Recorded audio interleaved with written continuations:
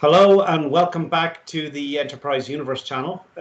Today we are going to have a very interesting conversation with Dr. Stalker about the next of the fundamentals. But first, Dr. Stalker, I thought it might make sense for us to just recap the last episode, which dealt with customers, and maybe bring to mind the larger context of where we are in this journey of discussing the fundamentals of the Enterprise Universe and what that might mean.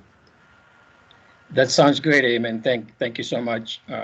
We did really spend a lot of time so far. As a people-centric organization, the Enterprise Universe, it focuses more on customers. Customers are really like I said, lifeblood of any business. So we want to understand them, their problems, their issues, before we ever put solutions together. That's something that I emphasized a lot. I'll give you a couple of examples for that.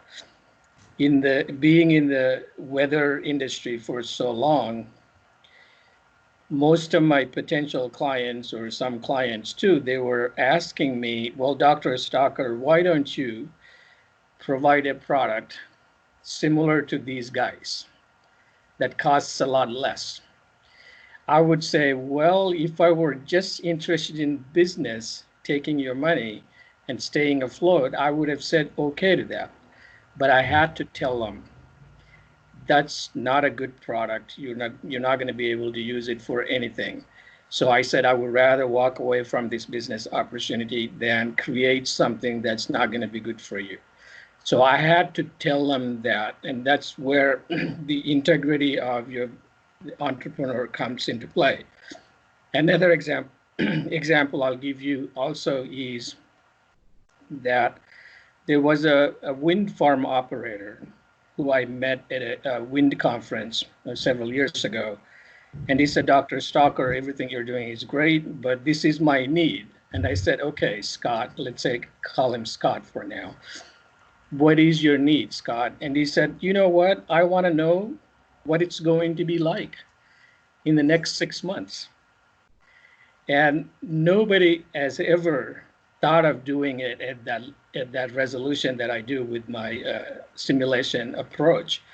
And I said, Scott, I'm going to try to do it for you, because I was listening to his needs. Because he didn't really want a daily or 48-hour forecast. He wanted a 6-month forecast. For whatever reason, he thought he would be able to use that. So I ended up really doing a prototype for that. And I reluctantly projected my error statistics, because after having not done that for ever at all, so I said, Scott, this might be the best I can do. But when we got the results, we had to wait for 6 months, obviously, to get all the results, observations. I ended up doing better than what I projected. So that's one other example. But you might ask, Eamon, why do people have canned products they want to sell to customers? I think the reason why vendors do that is simply because they do not have the ability to customize solutions. That requires a lot of understanding, a lot of expertise. Instead, you have something and you want to sell it. And that's something that I want people to walk away from. Well, the other aspect of that too, which is the corollary, is that I'm not sure people often understand their true needs, or the need that they advertise is not actually their true need. So that only compounds the problem, frankly, that because there's some exploration required in order to essentially discover the true needs. And the customers often are reacting to perceived problems versus getting at the root of the problem. Would you say that's true as well? It is true, and that's why it's a discovery process. I don't call it sales process. Yes. It's a discovery process where you're helping them understand what the difficulties are in what they're asking. Also, the difficulties of what they're using, why it's not useful to them, even though the market says it's useful to them. In the renewable energy example I gave, some of the vendors, I don't have to name any names, but they said, the customer said their view was they were getting the best product out there because of the fact that they cannot do it. Of course, they will be right, because what I have done with the Stalker method, I mean, it's really stretching the boundary of the science itself. So they will be technically right when they say they were doing the best, but that's not the best, obviously. But you're right, it's a discovery process, and you have to engage with your clients. I will say that there's some market structural issues. Like, take for instance that there's maybe no incentive for doing the right thing in the market structure. So, for example, if you're at the California ISO and you're bidding in as a wind guy, you're categorized as a variable energy resource provider, and there isn't a ton of incentive for you to be much more accurate, because you're assumed to be somewhat inaccurate, and therefore the burden goes onto onto other parties. So there isn't always an incentive to do the right thing, just because the cost is getting landed on somebody else, or there's no way for you to be rewarded for doing the right thing. So I think it's challenging sometimes when you're trapped in a situation where you may actually be penalized for doing there's market incentives for not always doing the right thing. So it's very challenging to help customers in those situations where it's kind of like, it's almost like rigged for bad behavior. You are absolutely right about that. And you and I have really deep knowledge in this area. So even the government incentives, I actually question them as far as their utility, because they make you complacent as far as your technology, because if you don't do, somebody else is going to bail you out. Right. So that's another thing that I have seen in the wind industry and the solar industry as well. But it brings to my next point that I want to encapsulate from the other day's discussion. That is, you are not going to unhinge your customer through your marketing efforts. They are not just anything there. You really have to work with them. So I'm trying to bring back the focus to human beings, because that's really what business is all about. It's not about marketing, making them work better or make more money. As long as you're not solving the problem right, then you're not doing it right. Yeah. So that's my second point about unhinging the human behind, the customer behind. They could be an organization, but as I pointed out, organization is represented by people. You don't necessarily think about their buildings, vehicles as a main thing. It's not. It's just people. So you do not ever want to unhinge your marketing strategy from your clients, customers. Right. And the degree to which you can have be honest about these things seems to be a fairly significant challenge. I think there's a lot of people who strive to be honest because of these issues.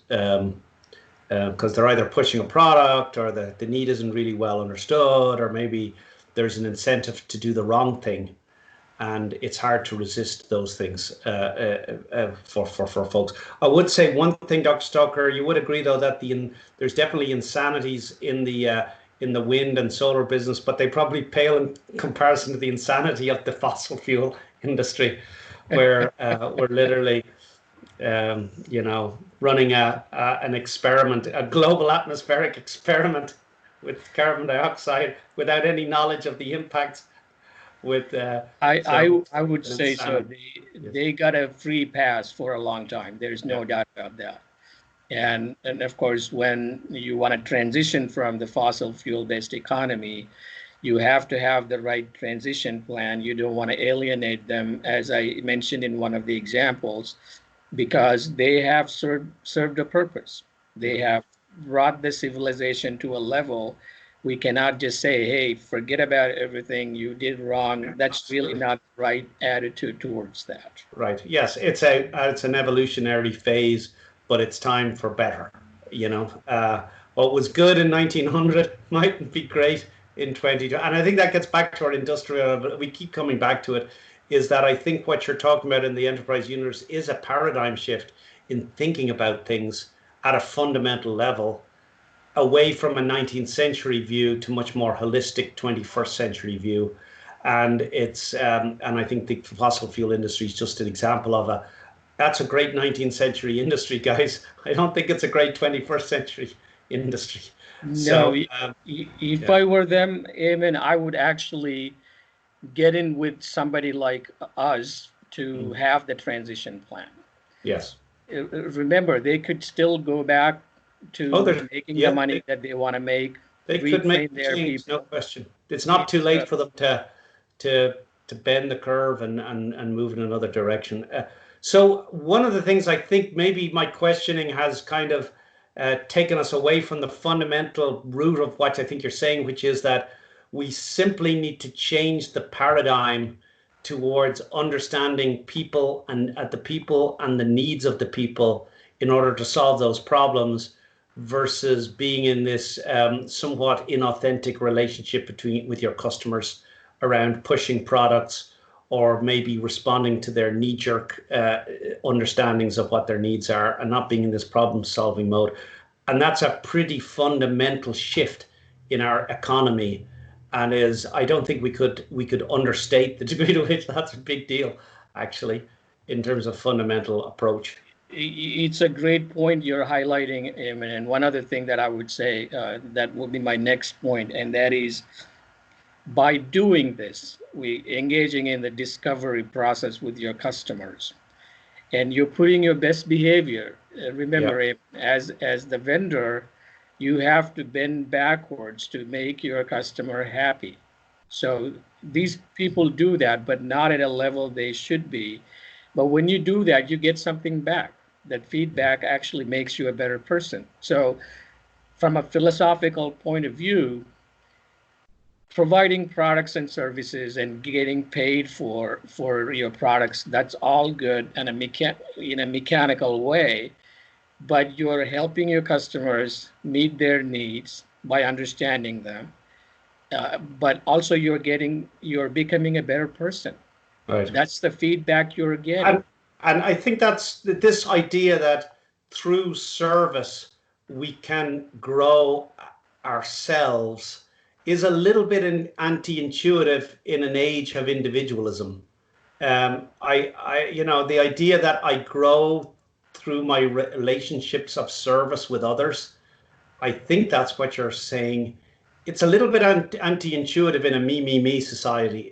Am I off base there in that feeling that what you're saying is kind of countercultural right now, in a sense? You are right, and remember there are two layers though. Your expertise layer is something that you are good at. Yeah. You would not expect your customers to engage you in that at that level. That's truly your expertise. Your products are reflected in that.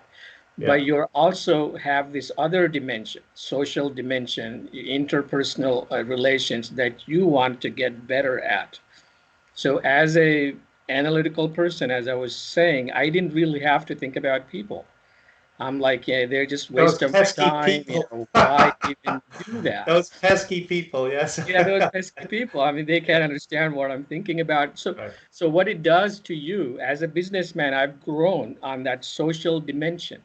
So that's really the feedback you get. That's the benefit you have in doing that. So you have to think about those two layers, expertise, technical layer, which kind of gives you the products and services, but you're getting something back from your customers by putting your best behavior, by understanding them. Understanding them as people. And I think that gets back to, of course, the social problems we've been seeing, Dr. Stalker. And of course, we condemn any sort of racism as a profound source of ignorance, wherever it might. I think we can say that for this channel without any equivocation. But isn't racism a symptom of this not really being people focused, in a sense, not treating people like human beings, or even maybe understanding what a human being is? Like, what is a person? It is true, and you are hitting a very big point. It's highly relevant in the times that we're living in right now. But it has always been the case.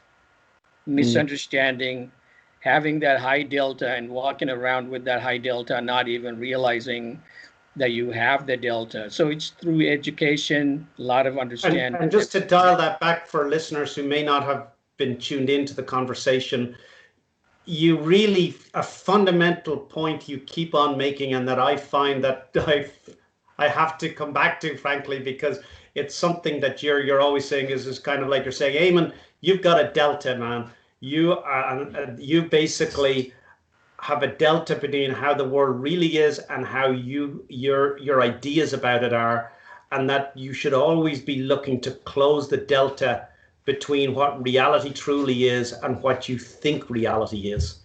And that the bigger your delta is between what you think reality is and what reality is, the more likely you are to do harm, frankly, or not to, and to be unhappy.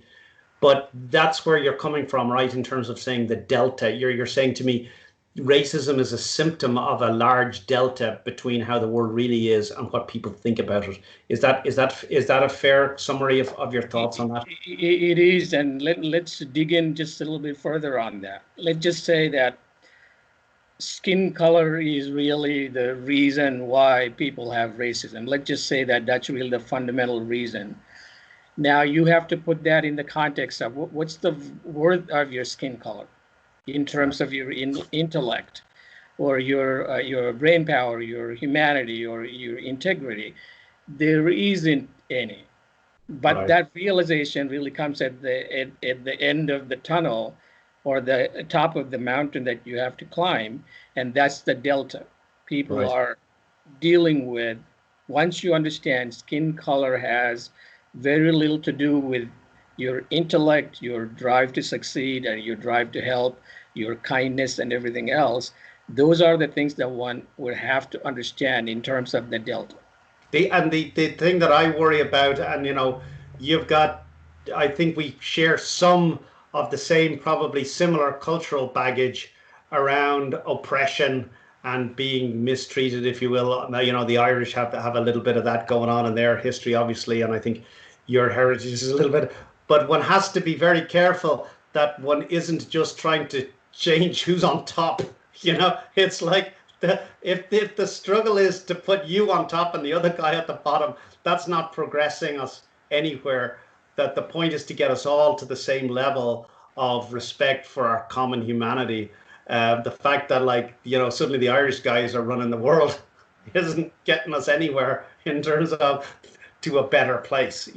And I think that that's something that we all have to guard against. Is, are we really making progress in terms of closing the delta? Or are we just struggling to change who's on top? Well, I tell you what, Eamon, I think you summarized that really well. But everyone has delta, Right. including myself. I already claimed that. So what happens is, when you're busy trying to make up that difference, you're all busy. You are busy, I'm busy, everyone else is busy. You really don't have the time to think about who's better, who is Yes. worse. That's all really doesn't even enter into the equation. But Yeah. people do not have that understanding, so they're always So, thinking, Dr. Stalker, this might sound like a stupid question, and I hope I don't take us off down a rat hole here, but how do you detect a delta event in your experience? How do you detect that, oh, I'm off base, or I've got a delta event here, I've got an opportunity for learning, and then how do you detect those in your own life, and how do you constantly tune yourself closer to the how do you it reduce the is delta, I guess? actually not a stupid question, Eamon. Here is what it is. This is what worked for me. Mm-hmm. Anything that you think about, you put your mind to understanding, you start with the presumption, the premise that your delta is so huge. Okay, so Everyone, step including one is myself. assume you know nothing. Is Yes, that a fair statement? exactly. In that path, along that path, you are at really step one, Which is square pretty one. easy for me. Sorry, go ahead. Yeah, go But ahead. that's really the first step. Yeah. Okay. But you might say, well, how do anyone how do they really realize that? It's based on inspiration that they derive from others, or they derive themselves. In my case, I don't really need some external inspiration to understand how these things work because I've done these a few times. Yeah. But those who do not have that experience, then they get the desire from somebody else. They might say, Amen, look at Amen. He has a different understanding of racism. He really thinks very highly about that. And you inspire somebody else for it. Then they have to realize they're at square one and then start progressing. Of course, their talents would take them faster along the way compared to somebody else, but it doesn't really matter. You can't say, well, that guy's ahead of me, this gal is behind me. That's really not the point. The point really is about you improving yourself. Like I was telling in one of the episodes, I always want to be better today than I was yesterday, Right. It and, doesn't and sound. repeat the same daily. It doesn't sound though like this is natural. Like it doesn't sound like okay, step one, and I don't know how many other steps we have to go through, but step one isn't a simple step, and I could ease, and so you could go through your whole life without ever doing step one a whole lot. Um, so I just don't want to trivialize how big it, how it may not be difficult if you have the right mature state of mind, but I think for a lot of us who have got, our emotions are somewhat mixed up and don't have a great sense of, we're not quite clear about what it is to be I, and I'm maybe very tied up with self-identity. Like even that Irish thing, maybe I'm very tied up with this idea that I'm Irish. And if you said that's a Delta aim and you've got to get rid of that, I wouldn't. I'm not. It's like I'd be probably like, what's wrong with being Irish? And so it's like, I'm just saying step one isn't trivial, because you're banging up against who I think I am, even on trivial things, so It's not easy, Eamon. None of the things that I'm talking about here, the ones that we have been discussing, they're not easy. yeah, It's right, really reprogramming, rewiring, resetting, retraining. So much of that has to happen. But the good news is this: once you have the realization, climbing that mountain is not as difficult. As okay, I was mentioning, it's only from my experience. I could go from the foothill to the top rather quickly because right, I've done this so many times. But having the realization that you are at the bottom and you really have the desire to get to the top, that is the most difficult thing for anyone to get. right. And So that's one you thing I have, will say, yeah, that in all my time I've been with you, you never talk like I tend to do it. I tend to, I'd make my Irish jokes and I bring it up quite a bit, but I never hear you really talking in that, and you never seem to categorize yourself in kind of in that way of, like I'm a this or a that, you know what I'm saying? Which is, I never thought about it until like 30 seconds ago, but it may actually be a problem that I'm like a lot of people. I like right at that very base level, I've got certain identifications that may be, delta causing behaviors, that was one of the early things I had to overcome, Eamon. When I say conquering my mind, hmm emptying everything, looking at it objectively outside of the sphere, and that brings back to the heritage also. So I don't really consider myself an Asian American. right, I have this thing and that. There's nothing wrong with it. People right, practice it. My folks do. But I never really had it ever since I was like right. 11, 12 years old. So would you say that it gets in the way of being it gets in the way of being a successful scientist? Like the less identifications you have, or the less preconceived notions you have about yourself, the better scientist you'd be.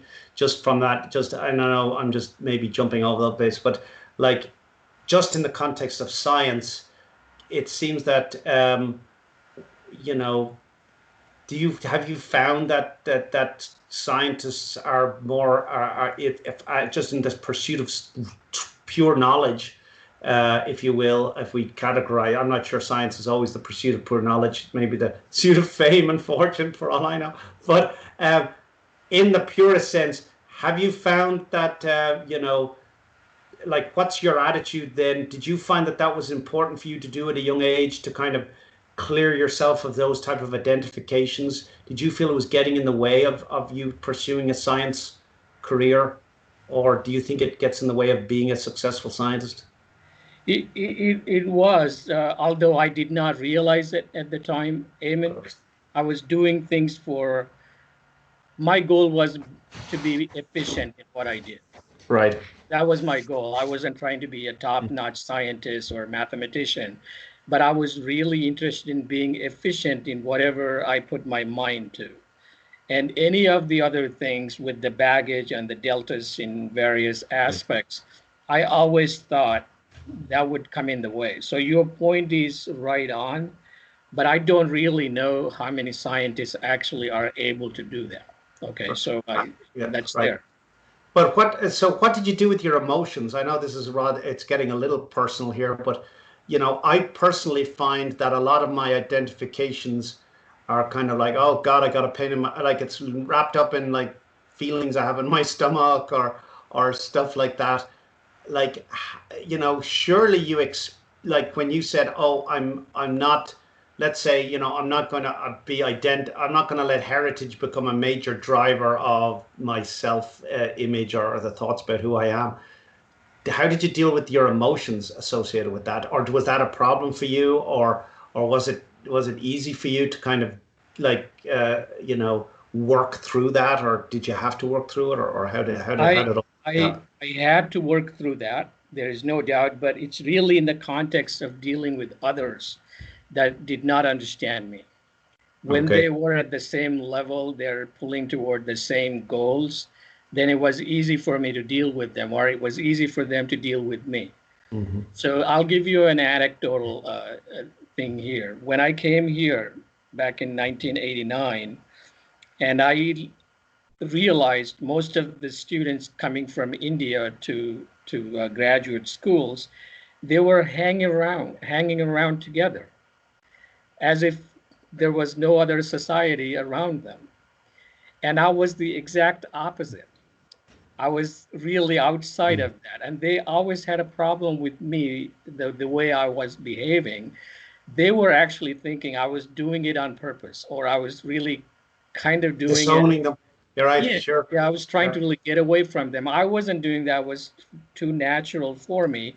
But that's the human tendency, because you really want to identify yourself with somebody that you thought would be similar in characteristics. And there's nothing wrong with it. It's just that I was trying to objectively figure out. In the process, though, Emil, let me say this. In the beginning, it was all about efficiency. But in the late years, after I've done that so many times, if you really want to be a leader, provide some type of guidance in the leading environment and so forth, you cannot have your own baggage. If you have your own baggage, your advice is going to be subjective. Your view on things is going to be subjective. So that's why I try not to do that. I try not to bring any of mine. In the process, though, obviously, I do not actually pay attention to any of that, because I feel like I'm above and beyond all of that. And it feels almost like the role of the doctor and the patient, in the sense that you're projecting your own illnesses onto your patients. You have to be, the customer, you have to treat them compassionately without projecting onto them your own baggage, as you said. That's not like health. It's something to strive for. I would say it's a work in progress, at least for me. It's not always easy. It is, and I have to tell you this too. I still have a lot to go. Right. Okay, so I struggle with my my family, and they come from a different vantage point when they look at what I do and all of that. So it's really nearly impossible for them to kind of understand where my mind is, what I'm trying to Sure. do, what I'm trying to achieve, but that's okay. I Yeah. have still love them. They love me. They Yeah. do their things. I do my things. And that's really how you have to Yes, set the and parameter. there's a degree of, I think this idea that you have to be interested in everything that someone does to love them is kind of not doesn't make a lot of sense. It's kind of like it's like with my daughters. I don't know why in God's name you like that doing these type of shows on YouTube, and God bless you, for it.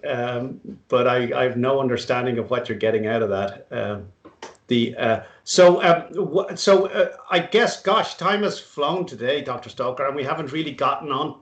I guess we've touched on the concept of people, which was, I think, one of the ideas you wanted to look at Yeah, in this today. I guess we have touched on it a little bit, if tangentially, perhaps.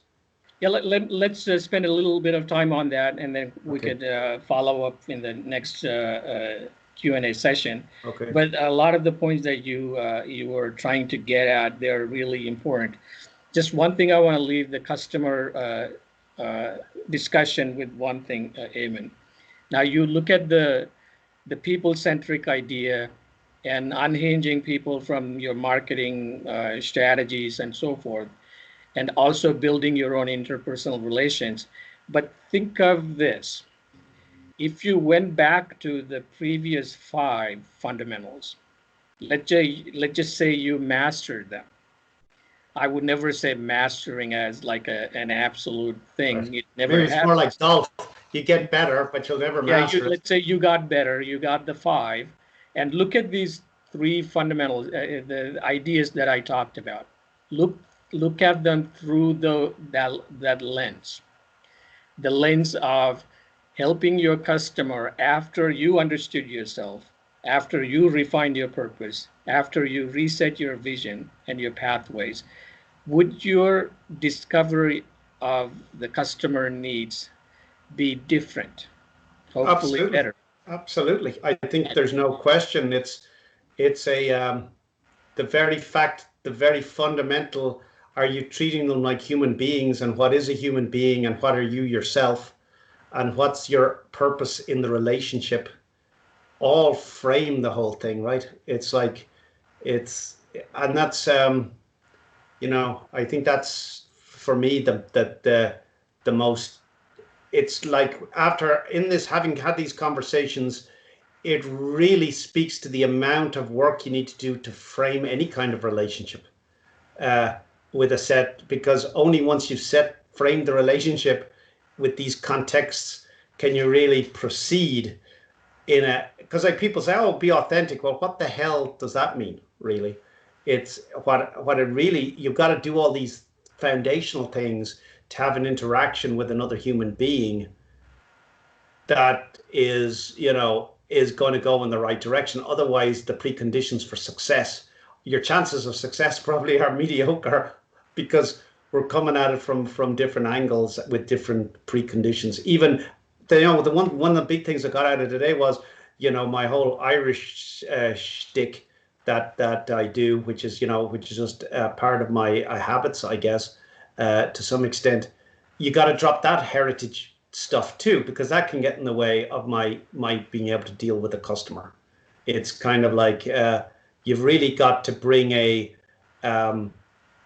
clarity, or there needs to be a clarity of thinking brought to the relationship, and a spirit of service, if I interpret it right, which is kind of like, oh, I never kind of thought about it that way, man. It was like, you that's know, kind of, it's you, different. It's very you different. may not have to drop the whole thing, Eamon, but you have to be able to compartmentalize it.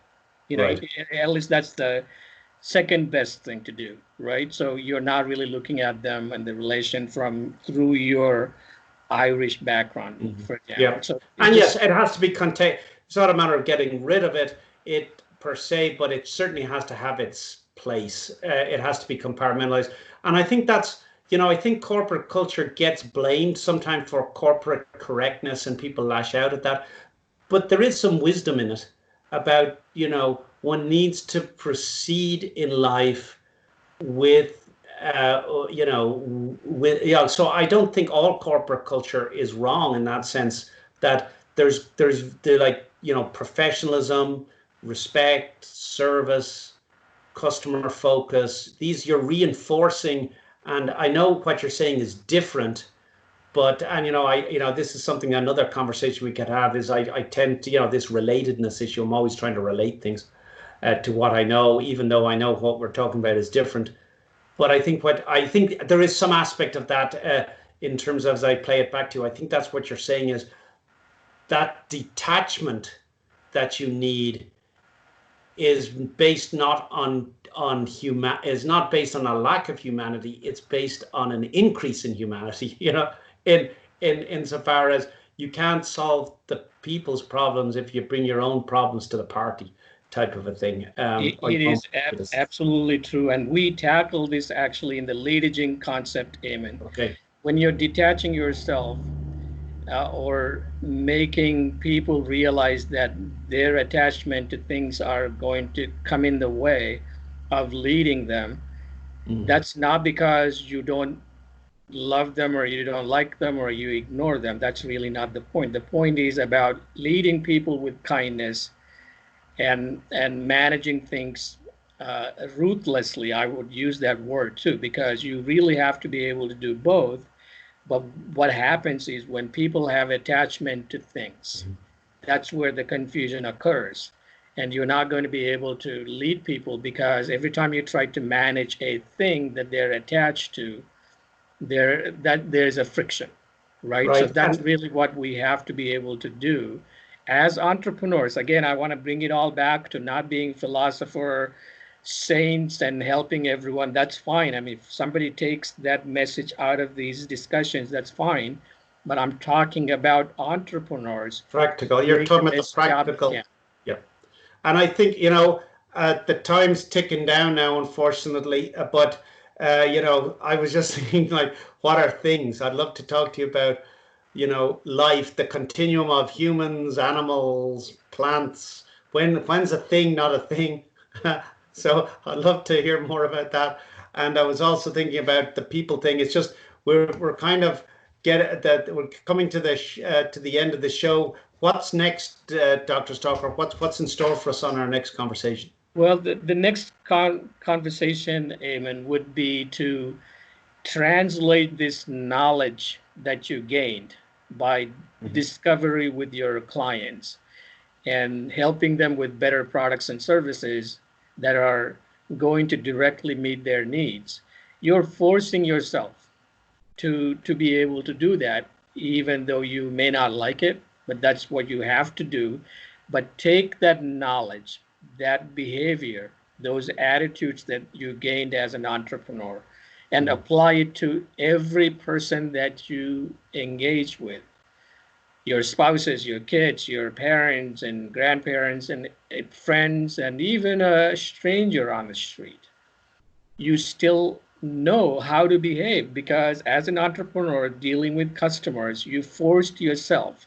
You professionally learn to behave better toward another human being. That's what this entrepreneurship gave you. You gave a lot of things to all these people. As I talked about, you are in the business of giving, but you're getting something back too. And that's what's making you a better person. Right. And I want you to be able to apply that to people in general. And that's the next fundamental that we're going to talk about. Perfect. Sounds great. So thanks so much again for your time, Dr. Stalker. Thanks everybody for tuning in. Once again, a very interesting conversation, and it never ceases to amaze me that they're always unique and different, Dr. Stalker, when we're chatting. It's like it's always refreshing and surprising in the best possible sense. So thanks so much for giving us your time, and we look forward to having a chat soon. Thank you, Eamon. Your questions are fantastic. Also, that's how we're bringing all of these ideas to the forefront. Thanks so much. Cheers, everybody, and we'll be back soon.